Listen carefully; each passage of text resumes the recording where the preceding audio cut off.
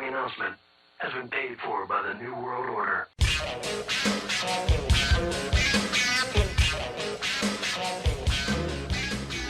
TikTok's banned. Well, let me tell you what's going on with the TikTok. I have a very opinionated explanation for what is going on with TikTok. Okay. TikTok was eating Silicon Valley's lunch. They were taking all the ad money from Instagram, from Twitter, from Google. I'd say Google and Instagram and Facebook, just killing it, knocking it out of the fucking park. So look at who is saying, "Oh, it's China and they're tracking everything and the Communist Party." Dude, Facebook tracks you, Google tracks you, everyone fucking tracks you all over the place. But all of a sudden TikTok is a problem? No. It's because they're eating their lunch, and instead of competing, because they've tried, no one can seem to create the TikTok algorithm and the thing that they have going there. It's what people want, the quick hits, the sing-alongs, etc. So they decided to lobby politicians and come up with this scam. So it's Hawley, it's Marco Rubio. Oh no, this is China. No, it's because Silicon Valley couldn't compete with them. The "Don't Say Gay" bill never really says "Don't Say Gay" in any of it. Yeah, that was a misleading one. Yeah, it's very misleading. But that's also kind of how it's being sold to people, as like, this is what's going to stop the bad TikTok stuff. Right. But it's like, hey, TikTok is not mentioned in here, so maybe it won't do that at all. So what does it say? So this is what, instead of like just going after TikTok, they're making this sweeping act. The Restrict Act is described as a systematic framework for addressing technology-based threats to the security and safety of Americans. That sounds ominous. It grants the Secretary of Commerce the authority to review transactions by certain foreign entities who offer information and communications technologies, products, and services in order to identify, investigate, and mitigate undue and unacceptable risks to the national security of the United States or its citizens. This includes, but not limited to, impact the country's critical infrastructure and digital economy, sabotage or subversion of ICTS in the United States. Boy, that could be interpreted a lot of ways. Interference and manipulation of federal election, which could mean you're just skeptical or you're gullible and you bought into some conspiracy theories and you're talking about them. And instead of just being able to just talk like a nonsense person, you get jacked. So it's kind of like, it's like subverting the press. Undermining the democratic process to steer policy and regulatory decisions in favor of the strategic objectives of a foreign adversary to the detriment of the national security of the United States. Like, man, this is all so open to interpretation. I think this social media is a weapon. It's not stupid. It does as much damage as a nuclear bomb. Because without social media, you would have never successfully been able to influence a first world nation's elections.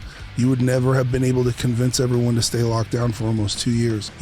It just wouldn't have been possible. It's a brainwashing device. And what I was talking about earlier about the bots is we now know that there were massive campaigns and probably tens to hundreds of millions of dollars pumped into troll farms who would immediately cue into words at anyone with a dissenting opinion on social media to abuse them into silence.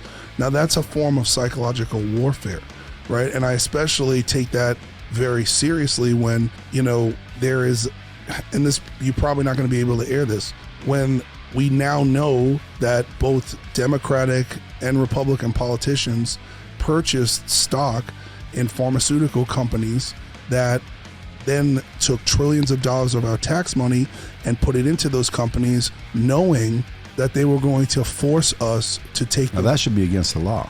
It should absolutely be against the law, but it's not.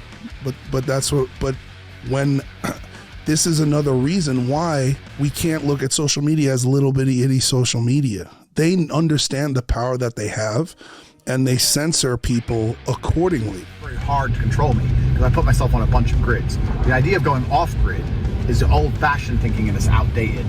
But when discussing this, people often talk about the New World Order, and the New World Order has many various different definitions. Some people see the New World Order as the shadow cartel for the politicians. Some people see it as the Rothschilds or the Illuminati or the banking sector. It's very, very difficult to surmise what the New World Order is. But for me, I think the New World Order is very simple. I think the New World Order is the smartphone. I think the smartphone is the New World Order. So It's charging. I think the smartphone's the new world order. Why? Because they know who you talk to, they know what you say, they know what websites you visit. Your banking app is on there, or Apple Pay, so they know where you spend money, how much you spend, where your money comes from. They also know where you are all of the time. Like, what more could they possibly want? They listen to your conversations. How many times have you talked about something, banana smoothies, and then you're scrolling through Facebook a few minutes later and there's adverts for banana smoothie makers? And they go, we don't listen to you. Of course you don't. They listen to everything you say. They know where you are all of the time. So unless you're going to quit having a phone, then you're always going to be part of the New World Order. Because the New World Order is basically just controlling people and knowing everything about everyone. And that's your phone. And we're all addicted, and we're never going to give it up. So let's stop pretending that there's a world in which you're going to live without a smartphone. So I'm going to prove to you something. Do you remember when you used to be able to take the battery out of your phone? Out of the back? All the old people like me remember that. But that's all ended now. You can't buy a phone in which you can do that anymore. And that's because even if you turn your phone off, they still listen to you, and they still know exactly where you are and where you go. People have this idea, this false idea that, but if I have a password on my phone and the police can't get into the password, then my phone's safe. Listen, if the police know your phone number, and basically everyone who knows you knows your phone number, then they can tell which phone is yours, and then they know where you are all of the time. That's it. Done. It's not complicated. So I'm going to prove something to you here. So I've got an application here called Waze on my phone, which is a navigation application. And I am using Apple CarPlay. So Apple CarPlay is when your phone is mirrored on your car. You can see it here. I have Spotify, Waze, telephone. You can see it all here. The point I'm making is I'll put them side by side. The reason I'm doing this is to show you that the map on being displayed on my car's screen is not the BMW's internal navigation system. This is a direct reflection of my phone. Waze on my phone, Waze on the BMW. Apple CarPlay, very, very simple. If I turn my phone off, the map on the car should stop updating. Or it should crash, it should close completely, because it's a reflection of my phone's location, and my phone's no longer on. So let's test exactly that, shall we? I've got my phone here, I'm gonna power it off. It's been a long time since I could turn my phone off. Turn off, slide the power off, off. So now that my phone is off, it shouldn't be broadcasting its location anywhere. Why would my off phone broadcast its location or listen to me? Why would my off phone be allowed or able to stay connected with a BMW and a BMW infotainment system to show my location on a screen when it's powered off? Why is it updating in real time?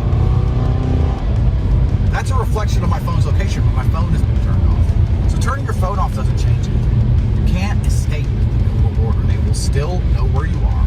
They will still listen to you. It's updating in real time. My phone is off. Literally. Everyone who doubts me, I'm gonna turn it back on. Come on, phone, don't pretend you're not on. Oh, now you're powering up. Oh, you're powering up. You've already been on enough to broadcast to my BMW the whole time. This is the BMW M5 competition. If anyone wants to repeat the test. New World Order. You cannot escape. You are a peon, a slave. As long as you have one of these phones, you're a slave. They know where you are. They know what you say. They know where you spend your money, and they will blast you with advertising until the point you say something they don't like, and then they will put you in jail for some garbage with some subjective law and a legal system which is corrupt.